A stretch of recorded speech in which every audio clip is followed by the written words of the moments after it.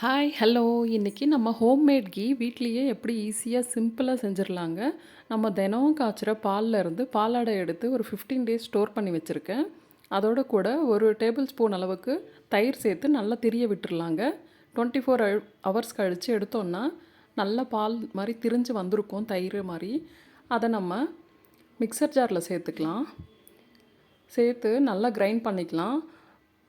வெண்ணெய் நல்லா வர நம்ம கொஞ்சமாக ஐஸ் தண்ணி சேர்த்துக்கலாங்க. அதோட ஒரு பவுலில் ஐஸ் போட்டு தண்ணியில் மிக்ஸ் பண்ணி வைக்கலாம். இப்போது இந்த மிக்ஸை எடுத்து இதில் சேர்த்துட்டோன்னா பாருங்கள், நல்லா வெண்ணெய் மேலேயே மிதந்து வந்திருக்கு. பட்டர் பாருங்கள், சூப்பராக வந்திருக்கு.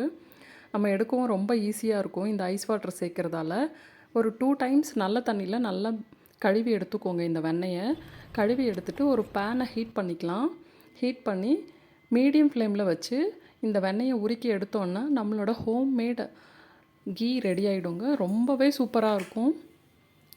நம்ம வீட்டில் இந்த மாதிரி நம்மளே செய்கிறதால நமக்கு ரொம்பவே சாட்டிஸ்ஃபைடாக இருக்கும். இதெல்லாம் நமக்கும் கொஞ்சம் பெருமையாக இருக்கும். வாவ், நம்மளால் இதெல்லாம் செய்ய முடியுதே அப்படின்ட்டு. இது ரொம்ப டேஸ்ட்டும் சூப்பராக இருக்குங்க. நம்ம வெளியில் வாங்குற மாதிரி இருக்காது.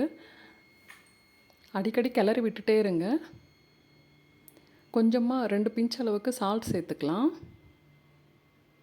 உங்ககிட்ட முருங்கைக்கீரை இல்லை கருவேப்பிலை இருந்தால் கூட சேர்த்துக்கலாங்க லாஸ்ட்டாக. இப்போ நல்லா வந்துருச்சு. கொஞ்சமாக 2 பிஞ்ச் அளவுக்கு மஞ்சள் சேர்த்துருக்கேன். இப்போ நல்லா வந்துருச்சு. இப்போ ஆஃப் பண்ணி ஆற விட்டுறலாங்க.